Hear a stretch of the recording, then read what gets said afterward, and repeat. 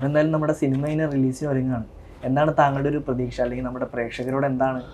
അത് പ്രേക്ഷകരുടെ ഇരിക്കുന്ന കാര്യം. അവരെല്ലാവരും നമ്മൾ സാധാരണപ്പെട്ട ആൾക്കാരിൽ നിന്ന് വന്ന് ഈ സിനിമ കഴിഞ്ഞ ദിവസം പന്തളത്തുള്ളൊരു നമ്മുടെ എന്താ പറയുന്നത്, അദ്ദേഹത്തിന് ഒരു അസുഖമുള്ള ഒരാളൊരു സിനിമ ഡയറക്റ്റ് ചെയ്തു. അത് മനസ്സിലായി, ഞങ്ങളുടെ ജില്ലയിലാണ്. അതെ, കളം. ആ സിനിമ കളം 24. അദ്ദേഹം അതുപോലെ സാധാരണപ്പെട്ട മനുഷ്യനാണ്. അതൊക്കെ മനുഷ്യൻ പ്രേക്ഷകരെ അതൊക്കെ വിജയിപ്പിച്ചു കൊടുക്കണം, വിജയിപ്പിച്ച് അവരെയൊക്കെ പ്രോത്സാഹിപ്പിക്കണം. ഇപ്പം എല്ലാവരുടെയും പൈസയൊന്നും കാണില്ല, കോടിക്കണക്കിന് രൂപ മുടക്കും. 100 കോടി 200 കോടി രൂപ മുടക്കി സിനിമ എടുക്കുക. എല്ലാവർക്കും ആഗ്രഹമുണ്ട് മനുഷ്യന് ജീവിതത്തിൽ, ഒരു ജീവിതമേ ഉള്ളൂ.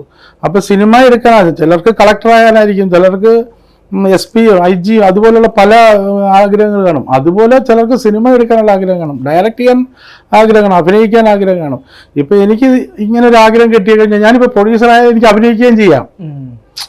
അപ്പൊ എനിക്ക് നല്ല കാശ് മുടക്കുന്നേ, അപ്പൊ എന്നെ അഭിനയിപ്പിക്കാതിരിക്കാൻ പറ്റുമോ? അങ്ങനെ ഒരുപാട് പ്രൊഡ്യൂസേഴ്സ് നമ്മുടെ മലയാള സിനിമയിൽ വന്നിട്ടുണ്ട്. മലയാള സിനിമയിൽ വന്നിട്ട് ഇപ്പോൾ എന്താ പറയാ, ഇത് ചെയ്യണ്ടായിരുന്നു, എനിക്ക് ഈ സിനിമ എടുക്കണ്ടായിരുന്നു തോന്നി പോയ ഒരുപാട് ആളുകൾ എനിക്ക് അറിയാം. കാരണം നമ്മൾ ഇതിനു മുമ്പ് ഇന്റർവ്യൂസ് എടുത്തിട്ട് ഇങ്ങനെ പെട്ടുപോയി, അല്ലെങ്കിൽ അഭിനയിക്കണം എന്നുള്ളൊരു ആഗ്രഹം കൊണ്ട് സിനിമ പ്രൊഡ്യൂസ് ചെയ്യുന്നു. അങ്ങനെ ഇപ്പോൾ വേണ്ടായിരുന്നു എന്നൊക്കെ ചിന്തിച്ച് ഒരുപാട് പേരെ എനിക്ക് അറിയാവുന്നുണ്ട്. അപ്പോൾ താങ്കൾക്ക് അങ്ങനെ എന്തെങ്കിലും തോന്നിയിട്ടുണ്ടോ? എനിക്ക് അങ്ങനെയൊന്നും തോന്നിയിട്ടില്ല. എന്താ വെച്ചാൽ ഞാൻ എൻ്റെ മനസ്സിൽ ഒരാളുണ്ട്. എന്താണെന്ന് ചോദിച്ചാൽ, ഞാൻ മലയാളപ്പുഴ അമ്മയുടെ ഒരു ഭക്തനാണെന്ന് ആദ്യമേ പറഞ്ഞല്ലോ. ഞാൻ അമ്മയുടെ ആൽബം ചെയ്യുമായിരുന്നു. അത് നഷ്ടങ്ങളോ ലാഭങ്ങളോ നോക്കി ചെയ്യുന്നതല്ല. അന്ന് എനിക്ക് ബിസിനസ് ഉണ്ടായിരുന്നു. അപ്പോൾ അതിൽ പൈസ എടുത്ത് അമ്മയുടെ ആൽബം ചെയ്ത് ഏകദേശം 3 ആൽബം ചെയ്തു. ആ ആൽബത്തിൽ അസോസിയേറ്റ് ആയിട്ട് വന്ന ആളാണ് ദിലീഷ് പോത്തൻ.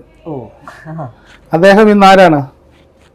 ഞാൻ ആ കാലം എന്ന് പറയാൻ വലിയ സമയമൊന്നും ആയിട്ടില്ല. യെസ്, ആ സമയത്ത് അദ്ദേഹം 10 ദിവസം എൻ്റെ കൂടെ താമസിച്ച എൻ്റെ വീട്ടിൽ.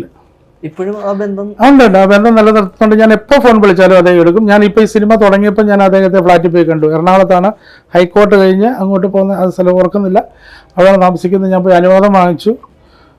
അത് കഴിഞ്ഞ് ഞാൻ ഒരു ദിവസം എനിക്ക് അഭിനയിക്കാൻ വരാമെന്ന് പറഞ്ഞു, ഒരു ദിവസം. പക്ഷേങ്കിൽ അത് അന്ന് നടന്നില്ല. അന്നത്തെ ആ ദിവസം ഷൂട്ട് നടക്കാഞ്ഞുകൊണ്ട് അത് നടന്നില്ല.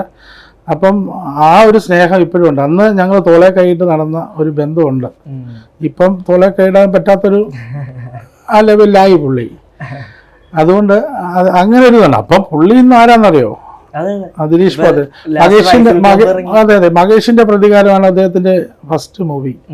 രണ്ടാമത് തൊണ്ടി മുതലും ദൃസാക്ഷിയും.